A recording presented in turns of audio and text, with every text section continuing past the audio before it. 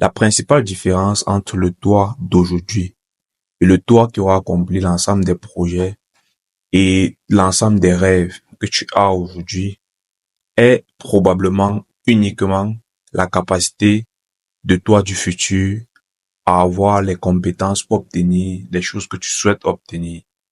C'est principalement la seule réelle différence qu'il y a entre la version de toi aujourd'hui et la version de toi qui aura accompli tous tes rêves. Ce sera sa capacité à avoir ces compétences pour pouvoir obtenir les éléments que tu souhaites obtenir. Que ce soit le chiffre d'affaires que tu souhaites générer, que ce soit la fille que tu souhaites conquérir, que ce soit l'ensemble des éléments que tu souhaites obtenir dans les 5, 10, 15 à 20 prochaines années.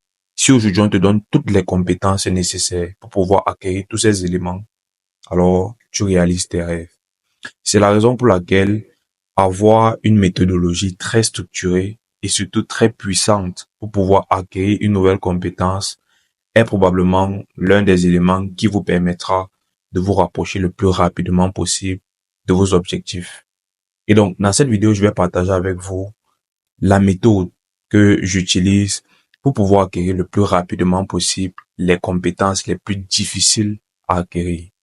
C'est une méthode basée sur une approche assez simple que j'affectionne particulièrement et que vous pourrez utiliser pour décupler votre capacité à acquérir de nouvelles compétences. Donc, restez bien jusqu'à la fin de cette vidéo pour pouvoir acquérir de manière brutale et très rapide les futures compétences qui vous permettront de passer très clairement à un autre niveau. Alors, cette méthode est basée sur une citation assez simple que j'affectionne particulièrement. C'est tout simplement le fait que l'habitude, c'est une seconde nature. L'habitude, c'est une seconde nature. Ça veut dire que votre première nature est tout simplement définie par les gènes que vous avez depuis votre naissance. C'est votre nature de base. Cette nature-là qui vous a été octroyée par les personnes qui vous ont mis au monde, vu que votre ADN, l'élément qui vous caractérise le mieux, est particulier et donc définit et représente votre nature première. Mais votre nature seconde sera uniquement caractérisée par vos habitudes. L'habitude, c'est une seconde nature. Et donc, le moyen par lequel vous pourrez faire d'un élément une compétence assez flagrante est de faire de cet élément l'une de vos habitudes. Parce qu'en faisant de cet élément l'une de vos habitudes, cet élément fait partie de votre seconde nature. Si vous voulez exploser votre niveau dans un certain type de compétence, dans un domaine en particulier, si vous voulez acquérir une compétence assez rapidement, faites tout simplement de cette compétence l'une de vos habitudes et elle fera donc partie de manière automatique de votre seconde nature. Et donc, pour vous donner un exemple, je vais le faire de manière très simple.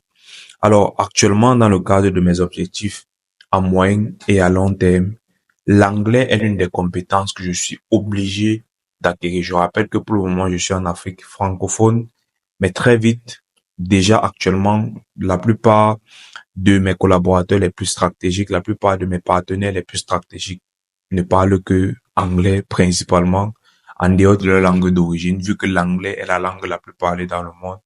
Si vous aspirez donc à faire les affaires à un certain niveau, il est très clair que vous devriez pouvoir vous comprendre avec les différents partenaires que vous aurez, que ce soit dans la signature des partenariats, des collaborations. Il est important de pouvoir vous comprendre. Et communiquer de manière directe est toujours mieux que communiquer avec un interprète. Il est donc clair que la première question à vous poser, c'est quelle est la langue que parlent mes futurs partenaires, mes futurs collaborateurs, les futurs partenaires les plus stratégiques pour mon business que je vais devoir rencontrer, avec lesquels je vais devoir signer des partenariats. Et donc, c'est vers ces langues-là en général que vous devez vous tourner. Et bien évidemment, l'anglais, c'est la langue business la plus parlée au monde. Il est clair donc que apprendre de l'anglais pour moi est vital actuellement dans les perspectives de croissance que j'envisage pour l'ensemble de mes entreprises. Et donc, je suis né francophone, j'ai grandi dans un environnement essentiellement francophone. Ça veut dire que les seules périodes auxquelles j'étais exposé à l'anglais, ce sont juste les périodes auxquelles la plupart des francophones sont exposés à l'anglais. Ça veut dire pendant quelques heures de cours d'anglais. Et même jusque-là, on n'est pas trop concentré. On essaie juste d'apprendre ce qu'il faut pour pouvoir le retransmettre pendant les différents examens. Et donc, très vite, on s'est retrouvé à arriver à l'université même sans de véritables connaissances et compétences en anglais. Je peux dire que les seules fois où j'ai véritablement appris la langue anglaise, c'est bien après le secondaire, et même pas véritablement à l'université ou alors à l'école supérieure, mais juste lorsque j'ai commencé à m'intéresser à un type de contenu, vu que ce qu'il faudrait comprendre, c'est que la plupart des contenus business disponibles de qualité les plus avancés sont en anglais. Il est clair que si vous immergez à fond dans le monde du développement personnel, à un certain niveau, vous allez vous rendre compte que les contenus francophones sont limités. Ça veut dire qu'il y a une certaine limite que lorsque vous voulez franchir, vous devez absolument consommer du contenu en anglais. Parce que ce qu'il faudrait savoir, c'est que la plupart des concepts qui sont lancés sur le marché francophone sont ceux qui sont copiés sur le marché anglophone, vu que le marché des États-Unis notamment est le marché le plus mature dans la plupart des secteurs d'activité. Et donc, il était crucial pour moi de commencer à consommer du contenu en anglais. Et actuellement, pour moi, il est vital de devenir absolument bilingue. Et donc, si ça vous intéresse également de devenir bilingue, bien évidemment, les méthodes que je vais utiliser pendant les 6 prochains mois sont des méthodes que vous pourrez directement implémenter de votre côté pour décupler votre niveau en anglais et peut-être être bilingue durant les 6 premiers mois. Alors, je rappelle qu'actuellement, mon niveau en anglais est à peu près, on peut dire un B1 ou un B2, mais je dirais un B1. Ça veut dire pouvoir s'exprimer de manière à avoir des conversations relativement courtes. Et lorsqu'on entre dans les conversations longues, il va falloir peut-être chercher quelques mots, ou alors parfois la traduction de certains mots sera compliquée. Donc l'objectif, c'est d'être totalement fluent, comme on le dit, parler couramment. Et pour le faire, il est important de travailler, bien évidemment, la lecture, l'écriture, la compréhension. Donc ce sont les 3 principaux éléments que je travaille, que je souhaite du moins travailler durant cette période, et je vais donc partager avec vous les habitudes que j'ai mis sur pied pour pouvoir le faire. Alors, comme j'ai dit, je parle d'un élément fondamental selon lequel l'habitude c'est une seconde nature. Maintenant, j'ai fait un truc d'assez particulier que je pense qu'il pourra largement vous aider dans le cadre de votre apprentissage également. C'est que j'ai lié l'objectif que j'ai actuellement vis-à-vis de la langue anglaise avec les éléments les plus importants que j'ai à faire au quotidien. Je rappelle que je suis entrepreneur à temps plein et donc au quotidien, je dois me rassurer que mon entreprise croît. Parce que lorsque vous n'êtes pas sur une période de croissance, forcément, d'une certaine manière, vous allez décroître parce que l'ensemble du marché évolue et donc si vous n'évoluez pas avec le marché, vous allez décroître.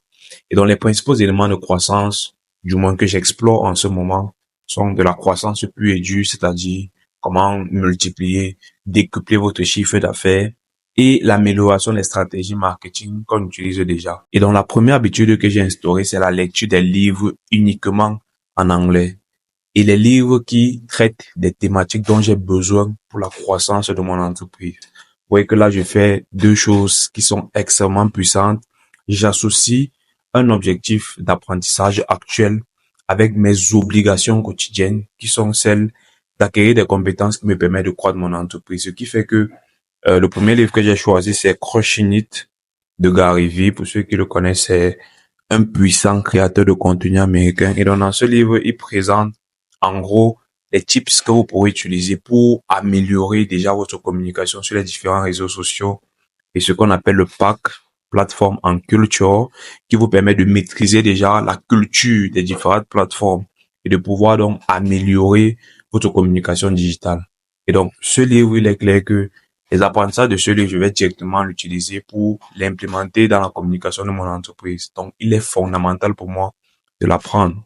Vous voyez que je lis donc à mon objectif actuel une obligation quotidienne que j'ai pour pouvoir continuer à développer mon entreprise. Ce qui fait donc que votre apprentissage devient assez simple à suivre, du moins la discipline que vous devriez suivre devient assez simple parce que vous avez l'obligation de le faire et en plus, ça vous apporte de la valeur parce que ça vous permet d'atteindre aussi une compétence ou alors un objectif sur le court terme que vous avez. Dans le deuxième livre que j'ai choisi pour cette fois, c'est The 10X Rule de Grant Cardone. Grant Cardone, pour ceux qui le connaissent, c'est un entrepreneur américain qui est l'un des seuls qui a été, qui a fait le milliard de dollars de par le secteur de l'immobilier. Et donc, dans le 10X Rule, il présente du moins les méthodologies que vous pouvez utiliser pour faire 10 fois le chiffre d'affaires actuel que vous faites.